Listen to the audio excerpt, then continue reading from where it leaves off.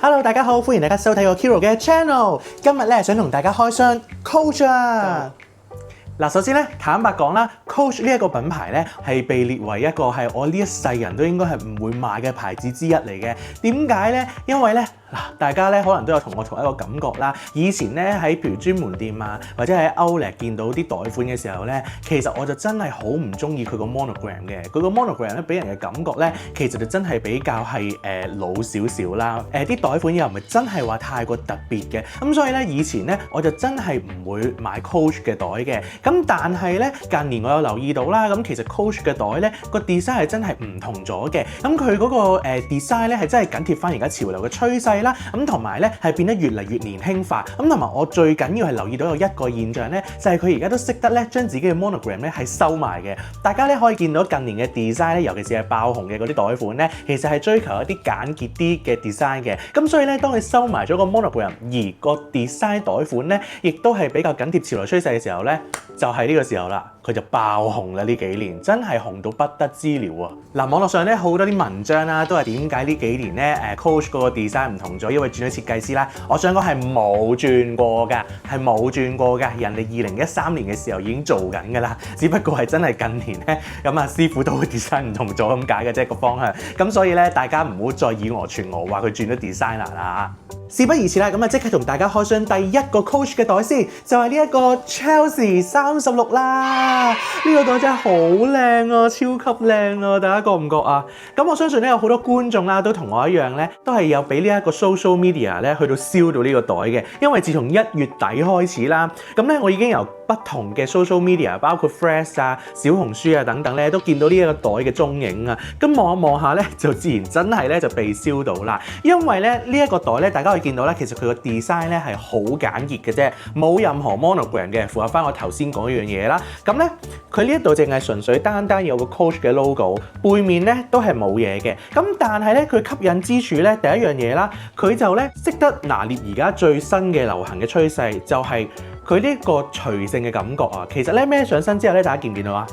佢呢度咧已經係有少少有個垂墜感喺度。咁其實咧近年咧好多流行嘅袋款啦，都係要設計有一個垂墜感喺度，令到人哋咧就覺得咧孭起上身係比較隨性啲嘅。咁呢一個袋咧係點樣打開嘅咧？咁佢就唔係用拉鏈啦，亦都唔係用磁吸嘅方式啦，而係會用一個金屬扣嘅形式。咁呢度咧撳一撳下邊個掣，其實已經可以打開咗個袋㗎啦。咁個金屬扣就係咁樣啦。咁而裏邊嘅間隔咧，其實就係一個大咕窿啦。咁另外就後邊呢一度會有個有拉鏈嘅隔層啦，可以俾大家放一啲貴重嘢落去嘅。咁嗱，其實咧36cm 呢一個 size 咧，真係夠晒我擺日常生活所有要用嘅嘢㗎啦。咁包括譬如係長銀包啊、遮啊等等咧，咁其實都擺到落去咯。咁其實呢一個袋仲有另一個 size 係30嘅。我自己個人覺得嚇，咁如果係真係一啲可能係身形比較嬌小啲嘅女士們咧，咁啊用30咧一定係最合適嘅。36咧可能真係俾一啲真係比較係高少少啊，或者係講緊係男士們啦，用36咧其實就會比較好啲啦。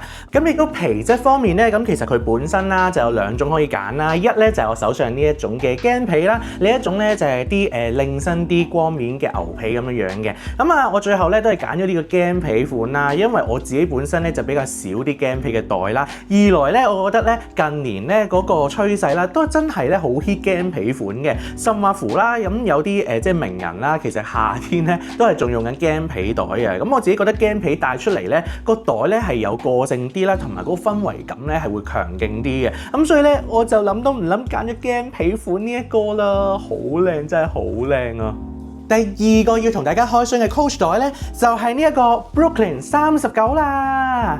嗱，呢一個咧其實先係我名正言順第一個買嘅 Coach 嘅袋嚟嘅。咁呢一個咧，我喺日本嘅 Coach 專門店買嘅。當時咧就係咧因為咧想要一個驚皮袋，係啦，因為真係自己冇一個驚皮嘅袋咧，就好想買一個啦。咁啊諗下咧，覺得啊邊間性價比係最高咧？咁突然之間就諗起 Coach 啦，咁所以就先至買咗呢個 Brooklyn 啦。咁呢個 Brooklyn 咧其實就係一個好經典嘅Hobo 嘅袋款啦。咁你見到佢嘅設計一樣啦，都係咧冇 monogram 嘅，好簡潔嘅。用驚皮做啦，呢度有少少縫線啦，同埋有粒拍鈕喺度啦。另外就講一講咧，其實咧 Coach 嘅呢啲袋咧，佢雖然咧面頭呢啲係用驚皮啦，但係咧佢內裏啦，其實係會用翻牛皮咧去做翻過，即係話其實成個袋咧佢都係用皮去到做㗎，就唔似有啲牌子咧，可能你話表面上係牛皮或者係驚皮，但係內裏可能係布啊等等咧，咁真係我覺得係性價比咧叫做真係超高嘅。咁講翻個袋先啦，咁其實咧佢就唔係用拉鏈嘅形式嘅，咁佢就用一個磁吸嘅開關形式啦，拍鈕咁樣咧去開關咁樣嘅。裏邊除咗一個大咕窿之外咧，都會有一個係有拍鈕嘅間隔啦喺翻度，咁俾大家去攝下啲嘢咁樣啦。咁39呢個 size 咧真係超級無敵大啦，其實根本咧全宇宙都裝到落去㗎啦。咁本身咧佢都仲有幾個唔同嘅 size 啦，有28啦，有34同埋呢個39嘅。其實咧坦白咁講，一開始出嘅時候咧，佢冇出34嘅，淨係出28同39嘅，以我嘅認知。所以咧以前咧就39咧可能就比較受歡迎啲啦，因為始終咧大袋咧孭起上嚟咧俾人感覺咧就真係隨性啲嘅，嗰個慵懶感咧係會重少少啦。但係自從出咗34之後咧，好多女士們都會比較 prefer 啲，因為可能係襯翻自己即係身形啦、身高等等啦。咁其實34攞嗰個比例咧係真係靚啲嘅。咁所以我自己覺得啦，咁其實咧正常女士們咧揀28、34咧就真係比較啱少少嘅。39咧就可能係啱，譬如好似我呢啲比較即係肥少少啦身形係啦，又或者比較大隻少少嘅男士們咧就會適合啲啦。介紹完咧頭先嗰兩個袋之後啦，我都分享一下咧，我係點樣用一個優惠啲嘅價格咧去買嘅先。首先 Chelsea 嗰個咧，我係喺啟德嘅 Sogo 咧去買嘅。我想講咧，大家咧如果真係有興趣買 Coach 嘅袋嘅話咧，近期咧都真係要去啟德 Sogo 買啦，因為啟德 Sogo 咧就有一個 promotion 啦，係做到係3月19號嘅啫。我會努力咧剪好條片啊，等大家咧睇到呢條片嘅時候都仲有個 promotion 嘅。我當時咧就係本身原價係3850蚊啦，但係咧啟德 Sogo 咧就做緊個優惠啦，係滿1000蚊咧就會減120蚊嘅。咁所以咧呢一個袋咧其實3850蚊咧係可以 entitle 去減360蚊，減完咧其實個袋3490蚊咧已經可以成交㗎啦。因為佢每1000減120啊嘛，嗰陣我就諗緊，咦咁其實咧離4000都爭少少，所以我係咧有加錢買咗個200蚊嘅 Coach 嘅皮膏啦，咁去一次過埋單，咁所以變相我總共成張單就減咗480蚊嘅。就等於係3570蚊咧，我就買咗一個 Chelsea 36啦，同埋一個 Coach 嘅皮膏咁樣嘅。唔係業配嚟㗎，自費非廣告啊。不過見有筍嘅嘢咧，就 share 俾大家聽咁解嘅啫。跟住咧就想同大家咧分享一下咧，究竟喺日本買 Coach係會唔會平過香港呢？因為咧大家有留意到啦，我嗰個 Brooklyn 咧係喺日本買嘅。咁其實咧，首先香港個價錢咧係賣緊4450蚊嘅港幣。咁而咧我就喺新宿高島屋嗰度去買啦。本身咧其實佢就會係個價錢係9萬yen。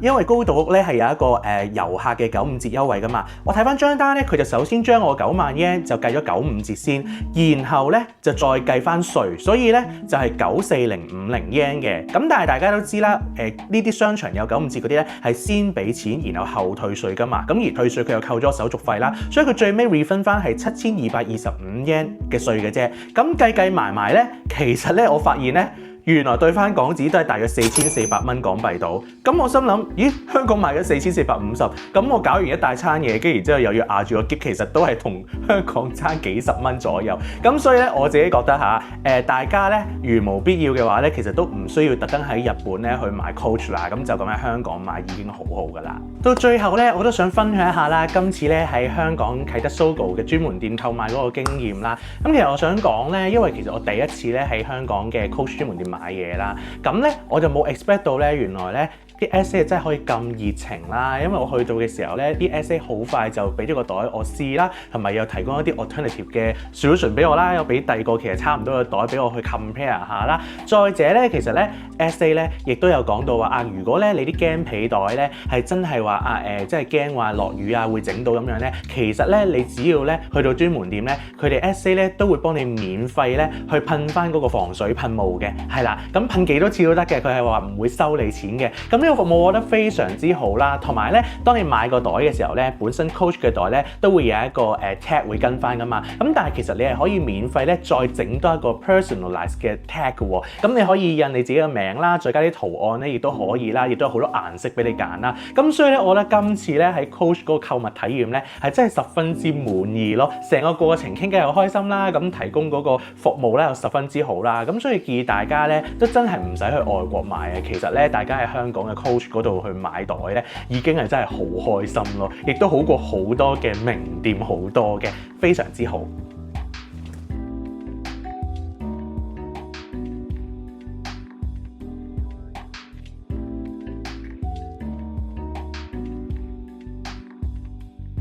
好啦，大家如果都中意我拍呢一類型嘅影片嘅話咧，麻煩大家可以幫我 comment、like、share， 同埋最緊要係 subscribe 我 channel 啊！我 channel 真係好需要大家嘅支持㗎。同埋如果大家都想睇多啲我唔同嘅生活點滴嘅話咧，都可以 follow 埋我嘅 IG 㗎。咁我哋下條片再見啦，拜拜。